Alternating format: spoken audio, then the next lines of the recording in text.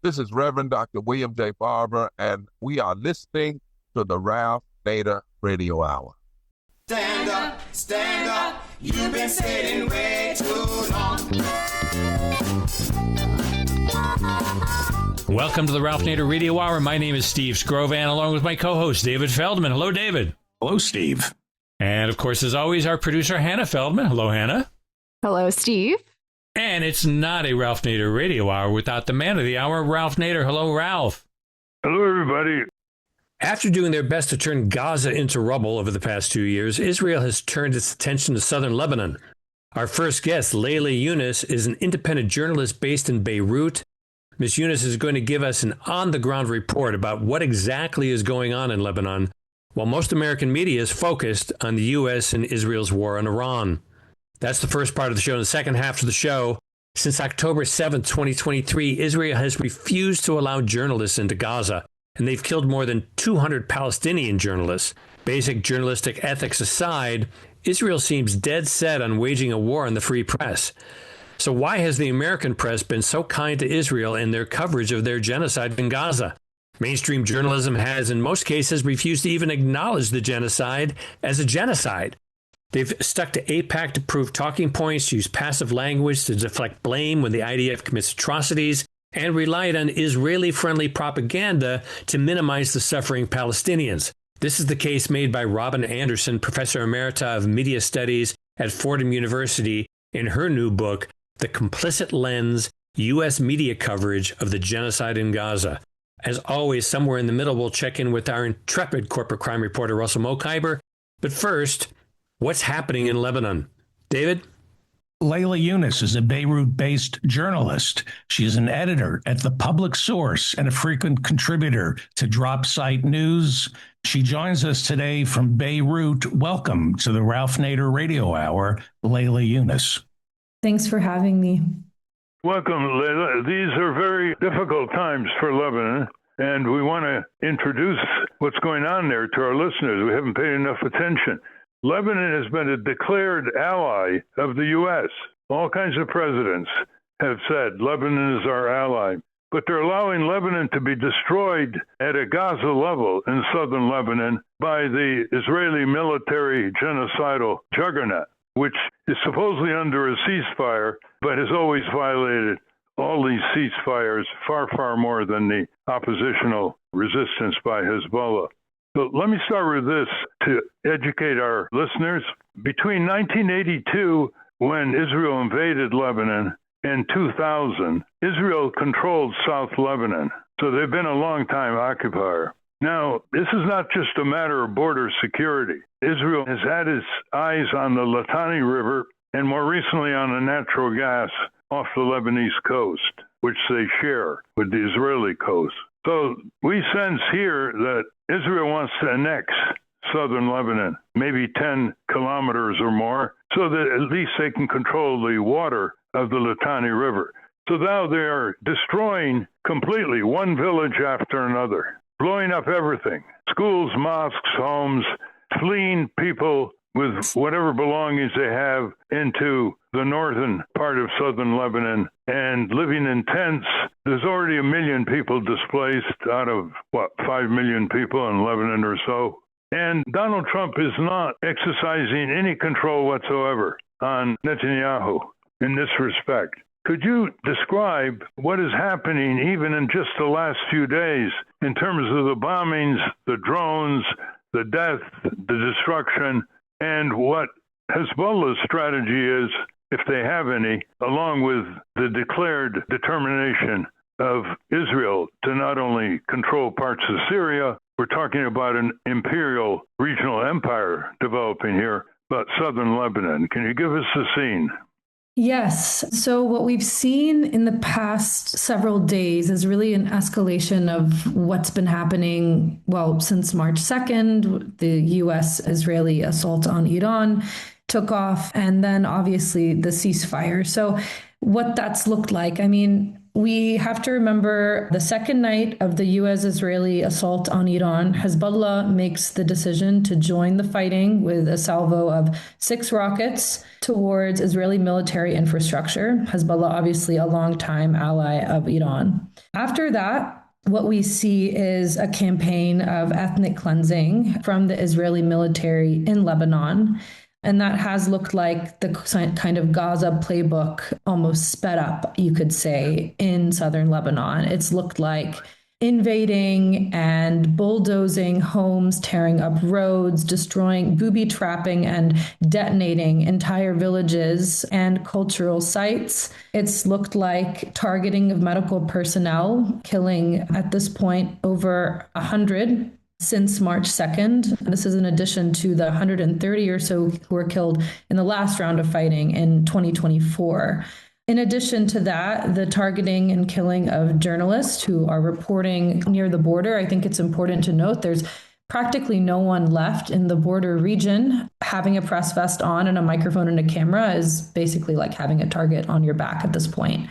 And so in the past several days, and this is also what we saw last month when Iran and the US agreed to hold negotiations, we've basically seen an escalation in airstrikes across the south. I just, before this interview, read the devastating news that the incredible Beaufort Castle, which is one of my favorite places in Lebanon, is a cultural treasure of this world, really, and this region, was bombed today. And so this escalation comes as the US and Iran come closer to a conclusion of their negotiations and the possibility of reaching a deal. And I'll remind you that last time, even when they agreed to open negotiations during this temporary ceasefire, Iran said that Lebanon would be part of negotiations, and Israel's response was to bomb Beirut so intensely in the middle of the day, killing over 350 people across Lebanon, hitting over 100 locations in 10 minutes in a day that Lebanese have begun to refer to as Black Wednesday. That was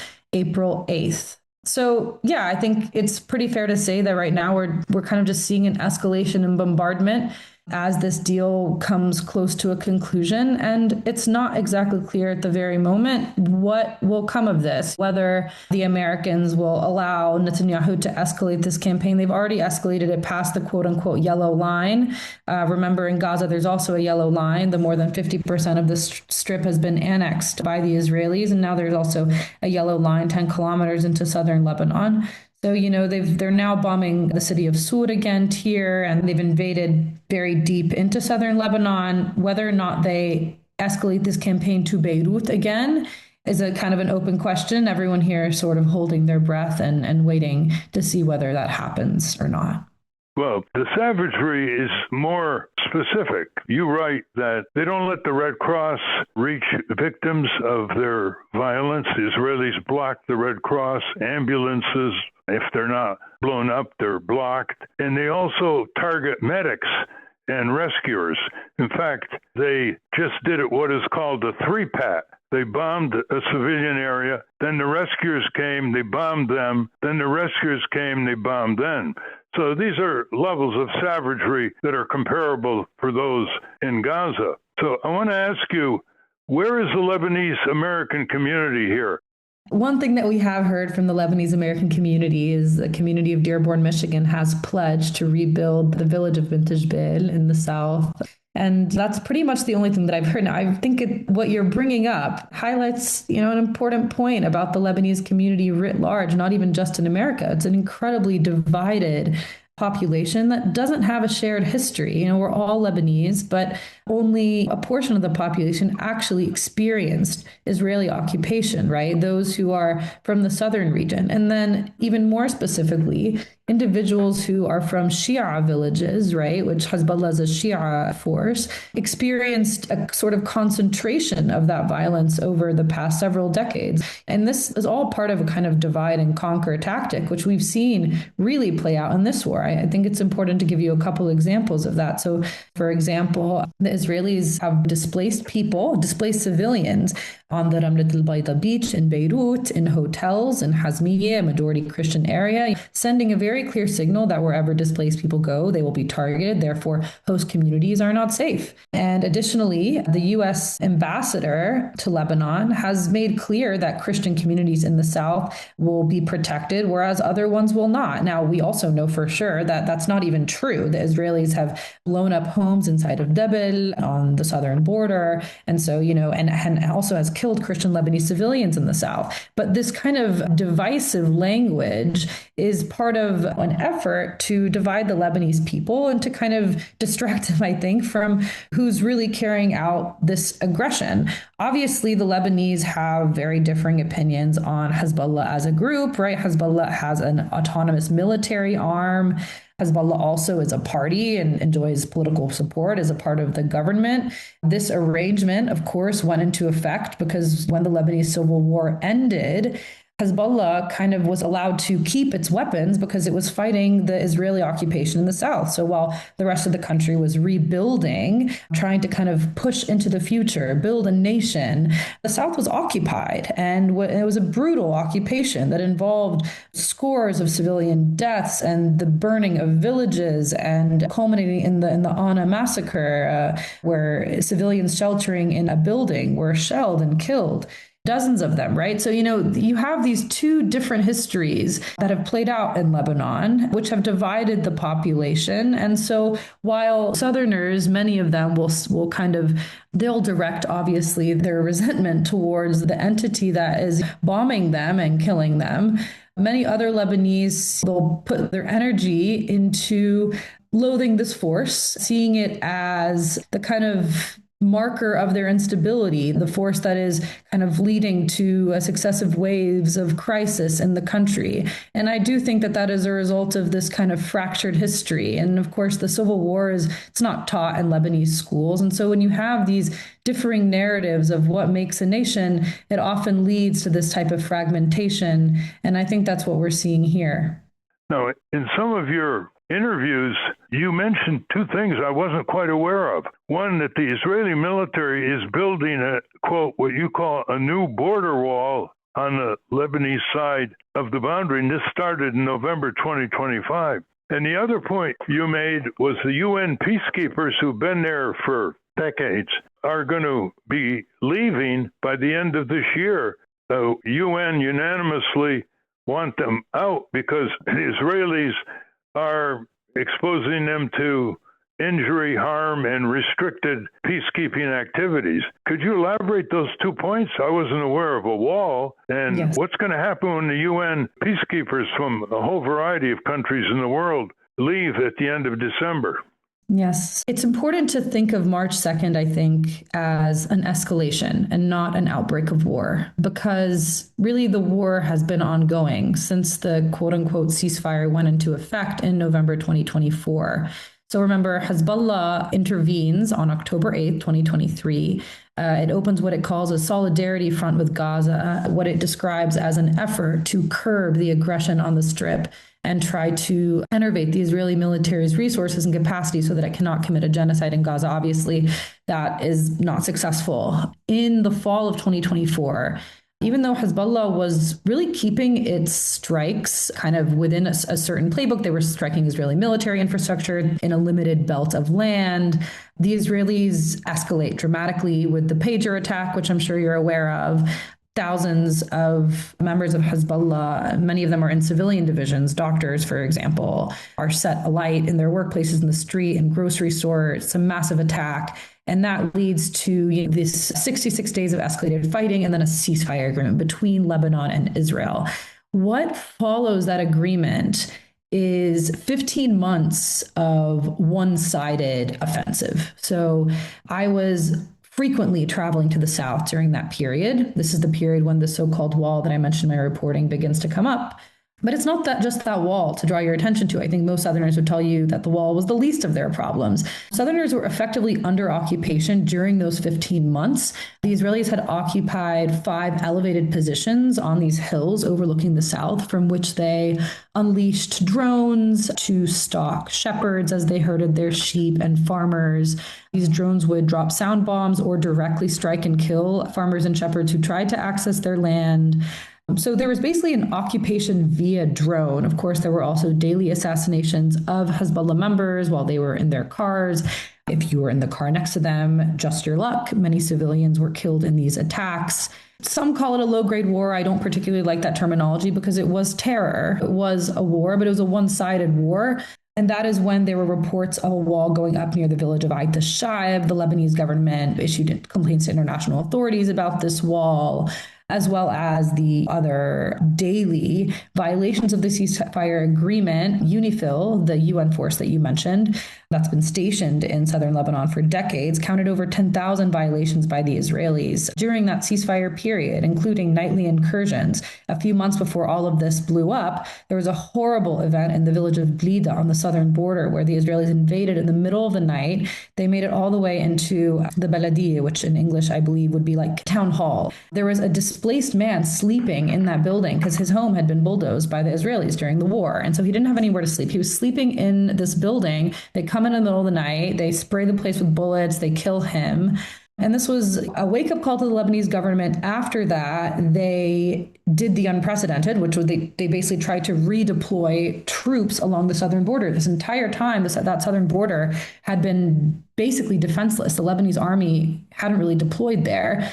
Troops begin to deploy along that border. They are attacked by the Israelis near the village of Khiem while attempting to deploy. So this is all leading up to the kind of escalation fighting of March 2nd. Is South Lebanon's already once again occupied, once again dealing with these daily violations.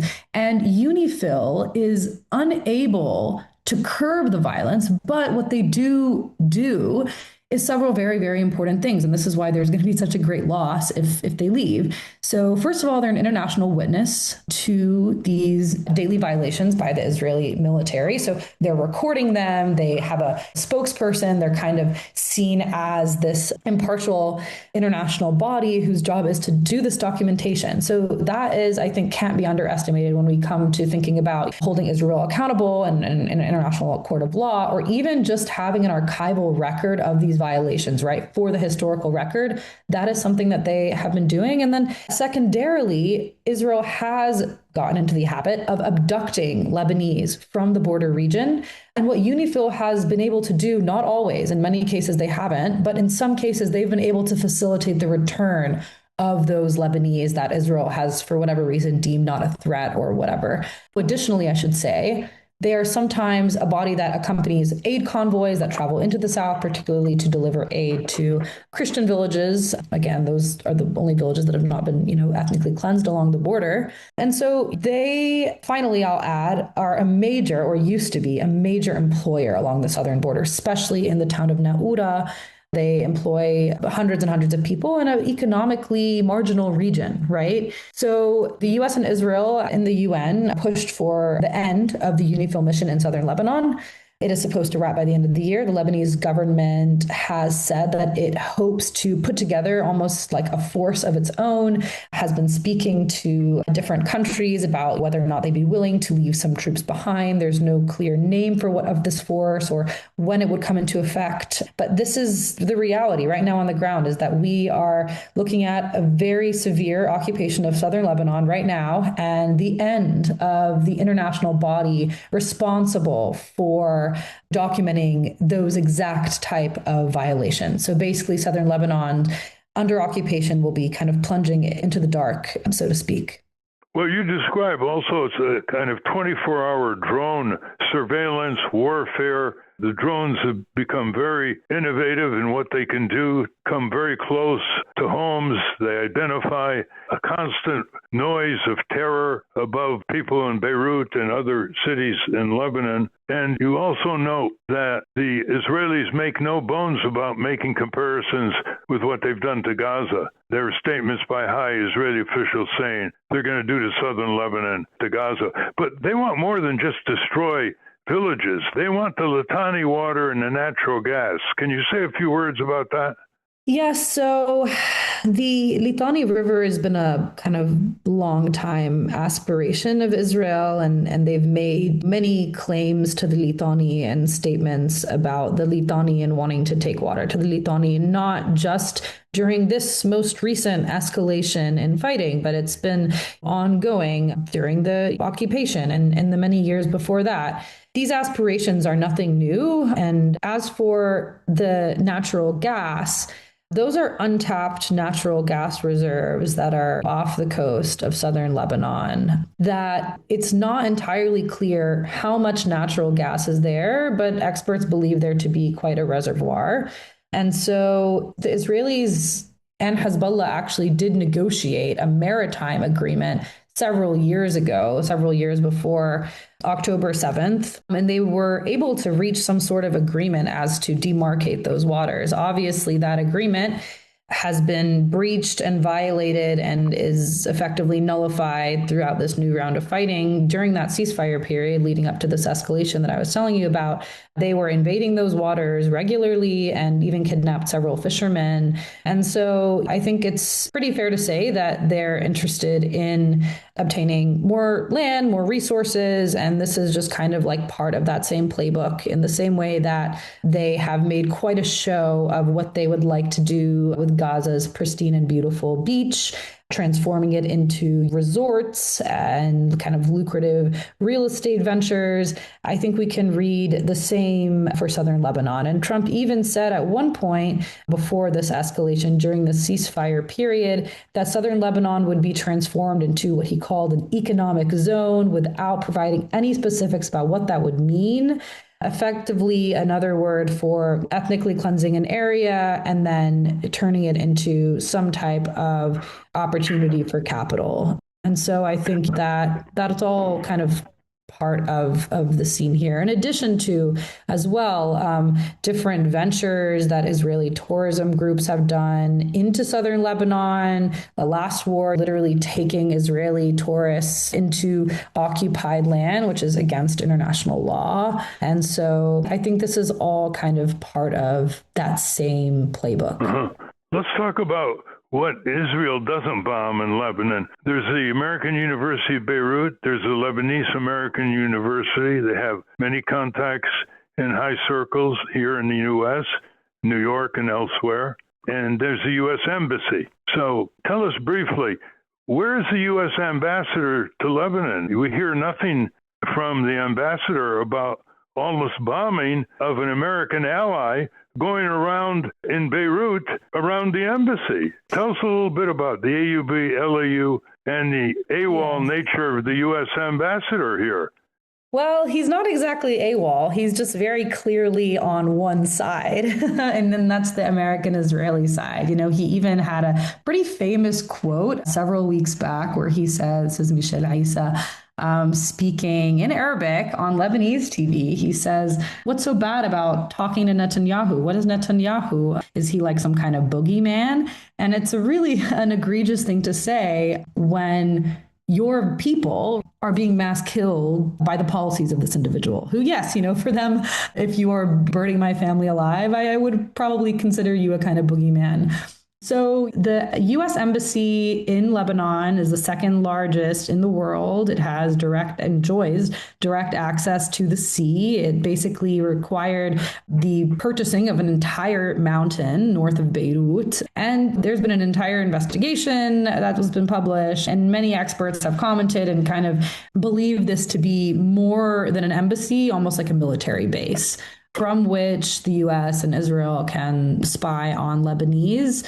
It's mysterious. I mean, it's hard. There isn't a ton of evidence for what's actually happening in the embassy, but the size of this embassy, where it has access, raises a lot of questions, and the kind of murkier nature of how it came about and came up and the very long planning of it raises a lot of questions. AUB and LAU, these universities that you mentioned, I mean, they enjoy American patronage and will always therefore be protected from the Israeli bombing, and also have a history of locking their gates or keeping, raising security a lot every time there's any sort of war that breaks out. They're not going to be friendly to displaced people. They're not going to be a resource or a refuge. And that is, a result of their kind of American patronage networks. Yes. And explain what Netanyahu did to Hezbollah, killing all its leaders in one big bomb, 2,000-pound bomb, and the war crime, according to former Secretary of Defense Leon Panetta, on the pager booby traps? The pager attack was, I think it's fair to say, one of the darker days of Lebanese history. I think regardless of people's feelings about Hezbollah, the fact that you are setting men alight literally in the streets in cities all across the country, killing children, maiming children. The mark of the pager attack was that these pagers that Hezbollah members were carrying exploded in their faces and blinded them. So you have thousands of blinded people, people missing fingers. And again, some of these are relatives of Hezbollah members. It was a massive event that overwhelmed hospitals across the country. And it also kind of marked the beginning of that 66 days of escalated fighting and really, I think, showed how deeply infiltrated Hezbollah was in an intelligence capacity. You know, this was quite a feat by the Israeli Mossad. And so after that, of course, Hezbollah is severely weakened in those 66 days of escalated fighting, which, you know, do see the death of many, the killing of many high-level commanders. And many of them were killed in really ferocious bombing campaigns on civilian areas. And then what were called bunker buster bombs is the word for them. So they're these bombs that plunge into the earth and then they plunge even deeper. So that's kind of their second force. And then they explode beneath the ground. And what they do is they create really unbelievable sensation. I mean, the entire city rocking and quaking with explosives. And then sending up the mark of the death of former Hezbollah Secretary General Hassan Nasrallah was this pink-tinged mushroom cloud over the southern suburbs of Dahia, the neighborhood of Harat Tahrik, where his underground bunker was. So these are all really traumatic events. I don't think I have to explain it. I mean, for the city to be, you know, rocking in bombardment, that particular strike took out an entire block of Dahia, where hundreds of people once lived, obviously killing many civilians. And these assassinations, of course, are not announced. They're just kind of the bombs raining from the sky with no prior warning. So, you know, really dramatic civilian casualties and just like attacks on civilian areas is what we basically saw in both the pager attack and the subsequent attacks. So I think, you know, I think it's also probably interesting for listeners to realize, you know, because of the nature of these attacks, both the pagers and the subsequent assassinations of the leaders, people really thought the Hezbollah was done for, especially those 15 months in which Israel is attacking every single day, killing more and more Hezbollah fighters, occupying the south, no Hezbollah in sight, quote unquote, right? I think a lot of people really didn't believe that they had any military capacity left, which is why when they intervened on March 2nd, a day into the U.S.-Israeli assault on Iran, people were very surprised, and then were even more surprised when they actually were able to exact damage, able to repel certain Israeli advances. Now they have these new FPV drones, which are one of the reasons why the Israelis are so angry and kind of escalating at the moment, because they've been unable to stop these drones from infiltrating into Israel. And so that's sort of the long and short of it. Thank you very much, Lylla Younes, for your work, and try to keep informing the American people and the Lebanese American community here of their responsibilities to help what they have been told over the years is an ally, Lebanon, in the Middle East, instead of abandoning it to another Gaza-type annihilation of Netanyahu. Thank you so much for having me, Ralph. I really enjoyed talking to you all. We've been speaking with Lylla Younes. We will link to her work at ralphnaderradiohour.com. We're going to take a short break. When we come back, we're going to speak to media studies professor Robin Andersen about how the mainstream media is complicit in the genocide in Gaza. But first, let's check in with our corporate crime reporter, Russell Mokhiber. From the National Press Building in Washington, D.C., this is your Corporate Crime Reporter Morning Minute for Friday, May 29, 2026. I'm Russell Mokhiber. Waymo has suspended robo-taxi service on freeways in San Francisco, Los Angeles, Phoenix, and Miami as it works to improve performance in construction zones. That's according to a report from TechCrunch. Waymo said it's in the process of integrating recent technical learnings into our software and expect to resume these routes soon. Waymo robotaxis are still operating on surface streets in those cities. The decision to pull robo-taxis off of freeways follows Waymo's decision to pause operations in Atlanta and San Antonio, Texas, to address problems with flooding in those cities. For the Corporate Crime Reporter, I'm Russell Mokhiber. Thank you, Russell. Welcome back to the Ralph Nader Radio Hour. I'm Steve Scrovan, along with David Feldman, Hannah, and Ralph. How is the U.S. media complicit in the genocide in Gaza? David? Robin Andersen is Professor Emerita of Media Studies at Fordham University and an award-winning author of a dozen single and co-authored books. She serves as a Project Censored judge and contributes to the annual State of the Free Press.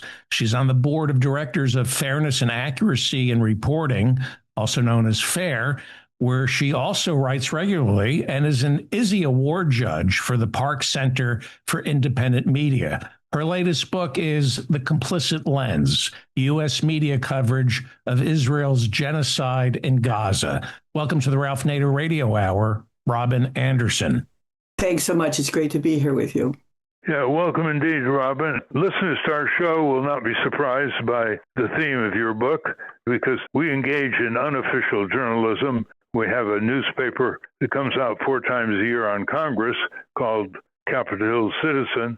So they have a familiarity with how the mainstream newspapers, TV, radio, including NPR and PBS, have been handling this massive mass murder genocide in Gaza and the related areas subjected to Israeli bombardment outside of Gaza. Tell us about the use of the passive voice, which is really a repudiation of journalistic integrity at the first level. That's so true, Ralph. In journalism school, we're taught to say who, what, and where, right? Give you the basics. Who did what? When did they do it? Where did they do it? You know, and then maybe if you get in, they'll say a little bit of why did they did it, right? But it's just a very good example and a pervasive example of how the establishment journalism in the United States abandoned their principles and abandoned standard ways in which they bring the news and information to a democratic public. And in a sense, their coverage was, we did see it, quote unquote, balanced mostly by the younger generation who looks at the news media on their handheld devices, and they're getting a lot from social media and the internet. So what we had are 2 very, very different frameworks for understanding and the interpretation of what was going on. And I'll talk more about that. But the passive voice was very prominent. And as it turned out, of course, the New York Times and the CNN editorial boards were restricting what their journalists could say and what they could not say. And so they were instructed not to identify Israel. So in my book, I look at the directives of the New York Times and the CNN, and then I compare it to media coverage. And I found that, in fact, these were the ways in which the media was presenting the genocide in Gaza. And keep in mind right away that by October 25th, 5,000 Palestinians had been killed. So it was obvious right from the start that it was a genocide. But in terms of the Israeli directives, CNN was putting their copy through their Jerusalem bureau, and the IDF was looking at it.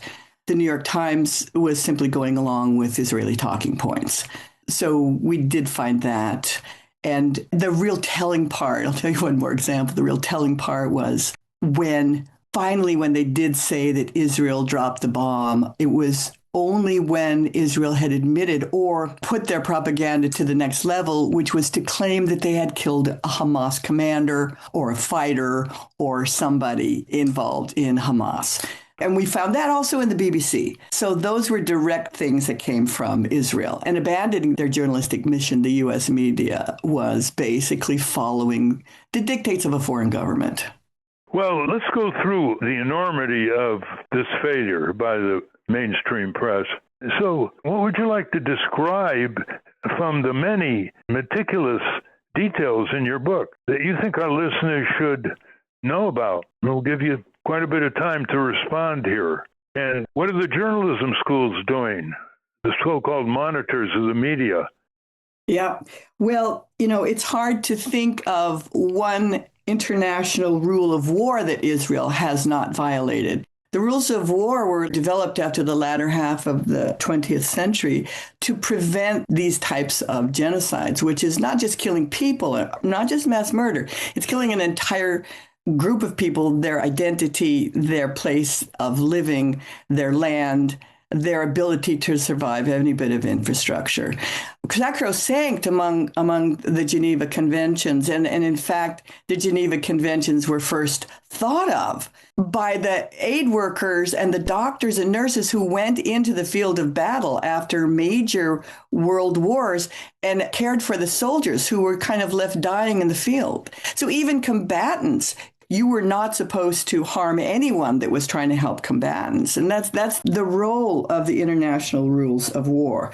The way Israel got away with it with U.S. media is that U.S. media had to be doing an active cover-up, as you point out, of the weaponry, the power of 2,000-pound bombs that were never designed in tightly, densely populated civilian populations. You know, they take all of the air out of the radius. And we saw a lot of bodies in pieces from the brave Palestinian journalists who were on the ground documenting. You're talking about the record. We have the biggest pool of documentation of any genocide in history, and yet it's the most contended because Israel and the U.S. media have successfully blurred the lines. For example, when they went into Al-Shifa Hospital, it was because Hamas was in there. And this was in November 2023. And supposedly there was a videotapes where there was an underground, lair headquarters. Some people called it like a Hamas Pentagon that went down 3 floors. It was sanitary and well built. You could see the fighters walking around. And that's what they actually sold to the press. And that's what they told their viewers and listeners who were getting the details of this kind of brutality. But it had to be done. It was always inevitable. Babies, patients, doctors, they had to be destroyed because Hamas was in the hospital. As a matter of fact, in terms of international law, even if Hamas is in a mosque or any place, or in a synagogue, the belligerent attacker is obligated to not harm the patients, the doctors, the nurses, or anybody. They, under international law, must protect the innocent. So they had no right to go in and destroy the hospital, kidnap the doctors, especially what they did the second time when they went into Al-Shifa in the spring of 2024. Talk about the unprecedented killing of journalists in Gaza that the mainstream press didn't rise to the defense of the way they should have.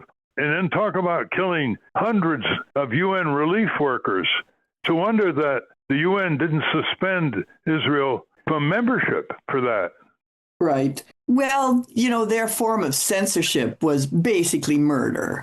They knew that as the genocide wore on, and Israel controlled the narrative for a very long time, and then it started to collapse as over time, we saw on the internet, you saw on our handheld devices, the documentation of what was happening. And then in the starvation in the spring of 2024, that's when they first started it and weaponized it to kill Palestinians in Gaza. And journalists were on the ground. And I remember following Ismail Al-Gould, who was really such a wonderful journalist, and he documented so much. And when Israel claimed that the starving Palestinians who had rushed the aid trucks and they were killed by trampling each other and it was lawlessness. As a matter of fact, Palestinians never did that.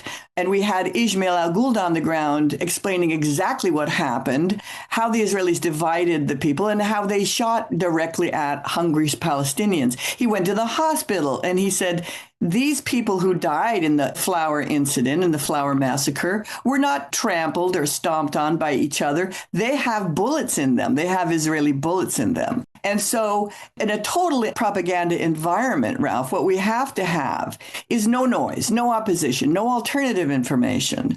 And Israel really was trying to achieve a total propaganda environment. It wasn't just enough that they had establishment, in legacy media and directing. And those media were allowing outside influences to direct their editorial decisions. That wasn't quite enough. They had to actually, as you point out, no reporting, very little reporting on any opposition, excluding Palestinian analysts, Palestinian intellectual and writers from their frames, and only talking about the military. And of course, what then have consistently done forever is all you do is you label somebody a terrorist, never mind that it's a journalist, not a terrorist, just like Ismail and all the other journalists they started directly targeting in their cars later. And they finally killed Ismail after, I think, 10 months. And he was called the voice of Gaza. A very beloved journalist, had massive online following, and they just called him a terrorist. They called Hamza al-Dubu a terrorist. And yes, as you point out, before that, they were killing their families and targeting their houses.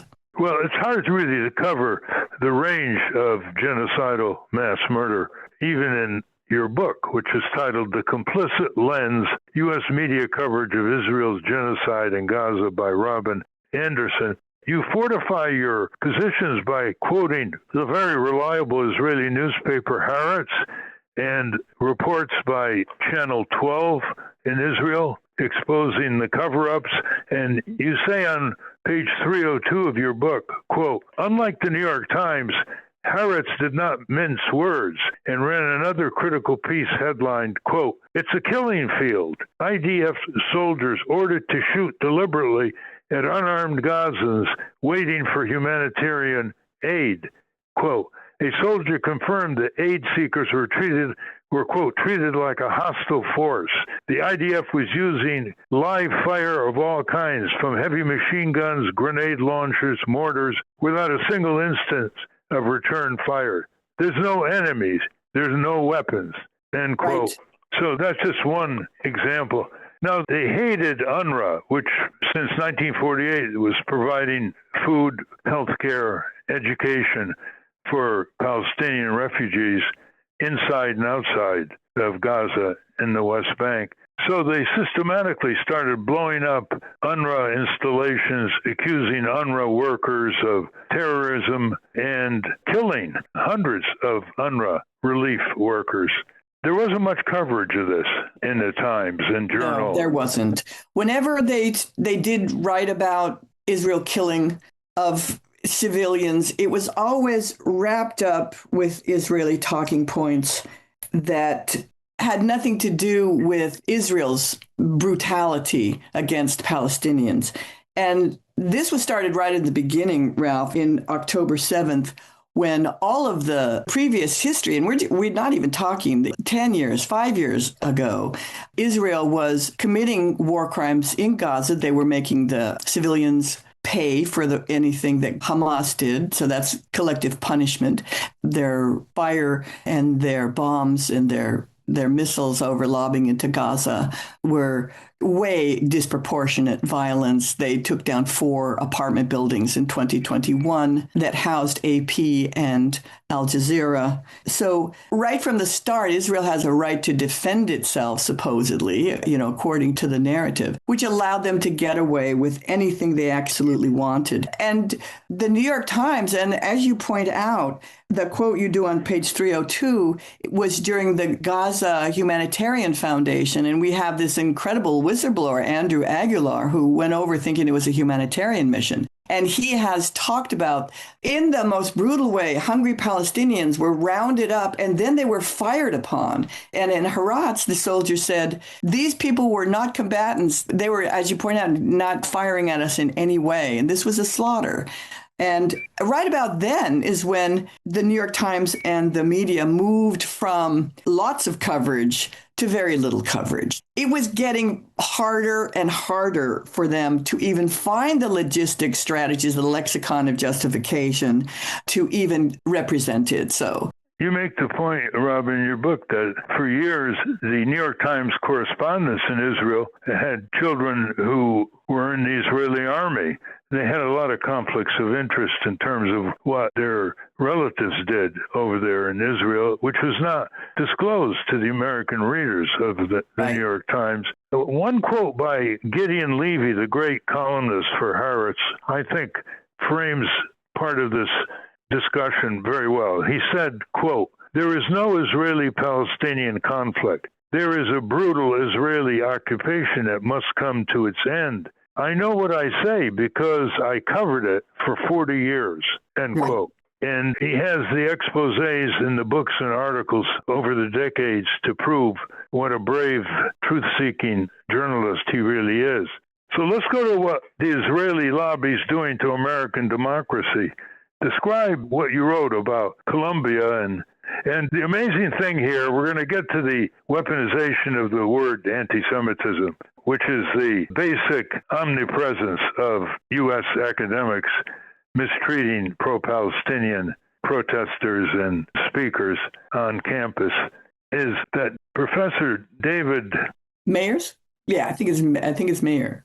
He's arguably the leading civil rights scholar, former chief counsel on civil rights to the American Civil Liberties Union, a professor at Georgetown, and now he's spending a year at Columbia. And he stated on Amy Goodman that he could not find one case of documented anti-Semitism at Columbia University during all this tumult.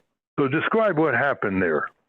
At Columbia, Rashid Khalidi wrote the introduction to my book, as you know, Ralph, and he was the Edward Said chair at Columbia as a Palestinian American. And he had to resign after what the Trump administration and how Columbia handed over basically their curriculum and their academic freedom. And what he said was they have allowed outside monitors to come in and look at profs' syllabi and tell them what they can and cannot say. And what Rashid Khalidi noted was that he couldn't even teach Middle Eastern studies.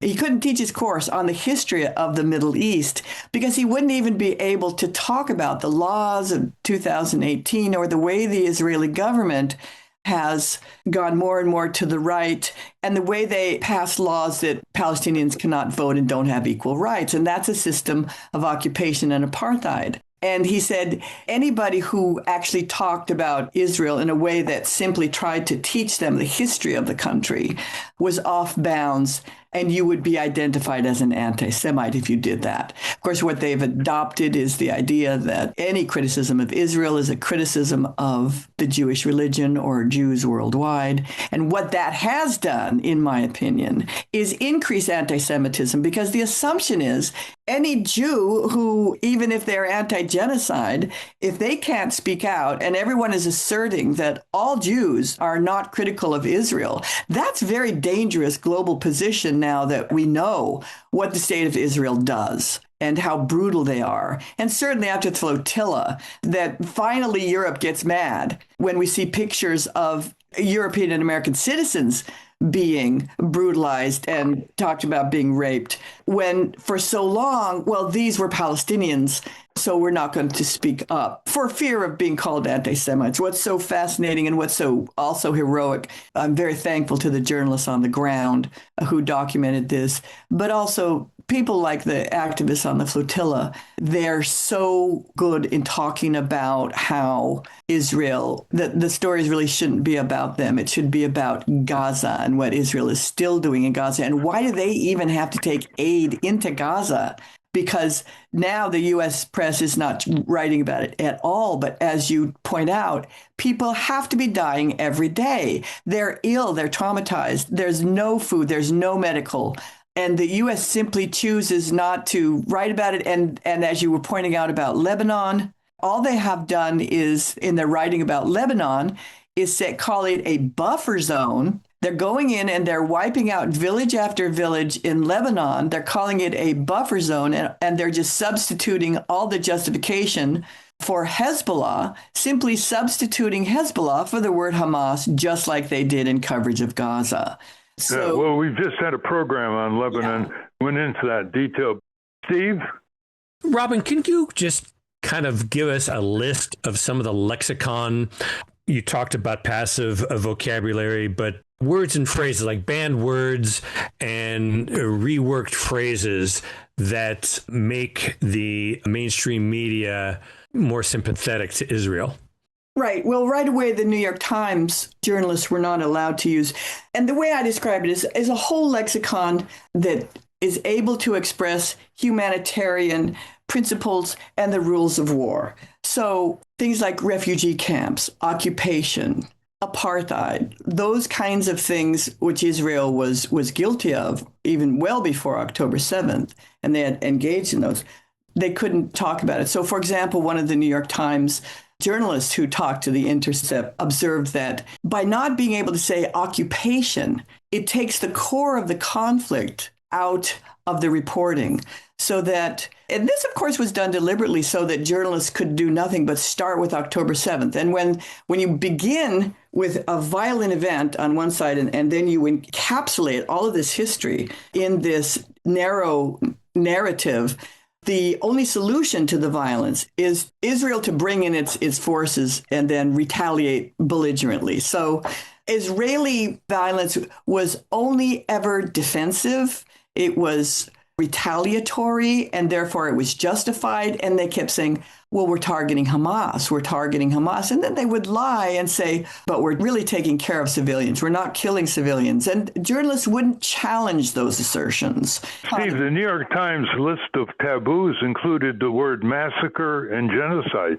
The Times reporters couldn't use the word massacre when the Israelis were slaughtering in large volumes Palestinian civilians. Schools, fleeing refugees, you name it. They did use the word massacre 53 times to describe Palestinians, the civilians that were murdered by Palestinians on October 7th, but only once to describe a Palestinian person who was killed by Israel. But to say that October 7th was justified and to follow any reporting on the murder of Palestinians by the Israeli armed forces, the way they got out, all they would say is this is in retaliation for the 1,200 Israelis, mostly civilians, killed by Hamas on October 7th. What we know is we'll never know how many people Hamas killed on October 7th because the Israeli forces came in and many were lost in the crossfire. Apache helicopters were bombing the musical rave, which the Palestinians were attempting to take hostages back across that field to the border. And this story was never revealed by the American press, though, as you point out, Ralph, very well documented. That was part of the taboo. The phrase Hannibal directive was not a subject of many articles in the U.S. press. Explain what the Hannibal directive is.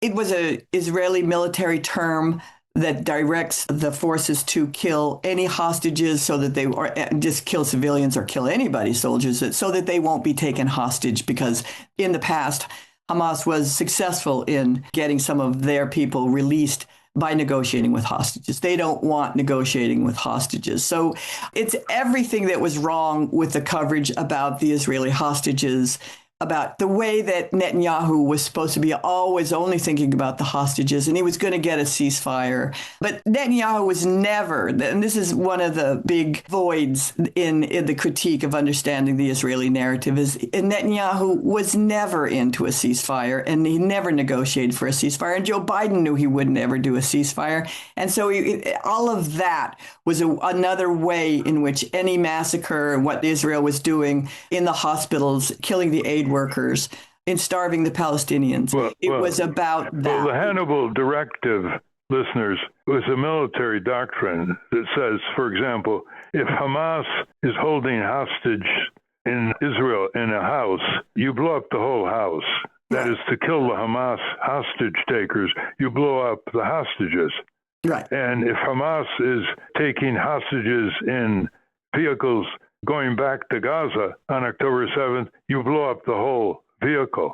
And that was documented by Israeli families who lost their loved ones and was reported in the Israeli press, but not in the U.S. press. Journalists were taken to Kibbutz Be'eri, and you can see evidence that Israel destroyed homes. These were fires and damage done to buildings that could never have been done by the weapons that Hamas carried. And yet, none of the international journalists, they did not tell international journalists that, and they never reported on that, even though Richard Sanders and many others have said the damage to these buildings could not have been done by Hamas. This was Israeli fire.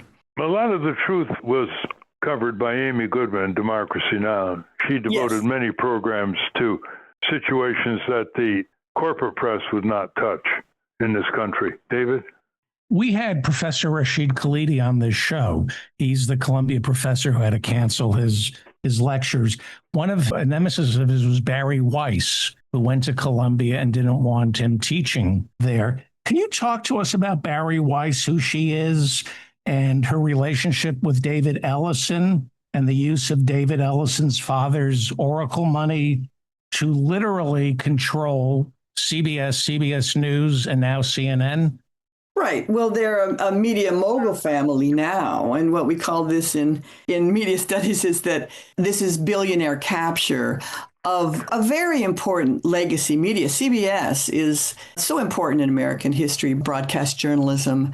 You get a self-proclaimed fanatical Zionist like Barry Weiss to head up a news organization like CBS News. She's never, ever doesn't know anything about television news. She's never directed a network. She's never even produced a television news story. And she was put in place by the Ellison family with major ties to Israel over the years, both the father and the son, David, now. And so with billionaire capture, we have a huge and more centralization and huge conglomeration that is now being controlled literally by Zionists. And it's something that is very dangerous and has resulted in the dismantling of CBS News. And we've read a lot about the fights over 60 Minutes. And the latest thing that the journalist has said is that now we're going to have the appearance. It's going to look like CBS News, but it's not going to have any critical edge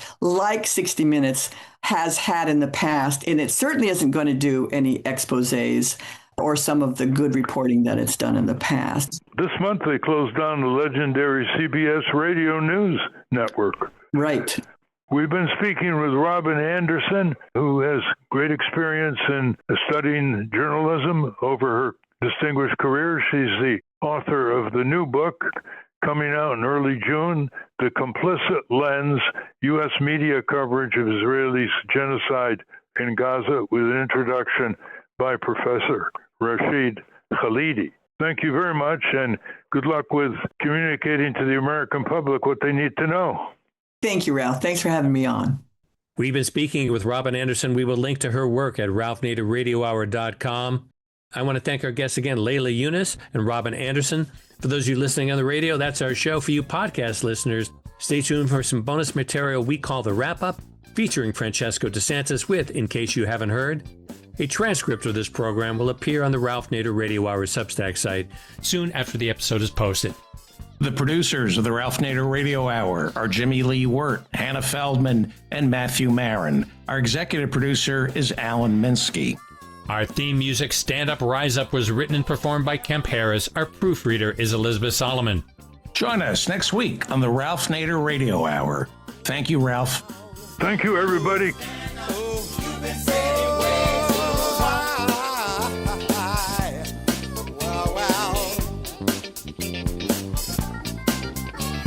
Say you're tired of trying. You say we have no choice. Say you're just one person.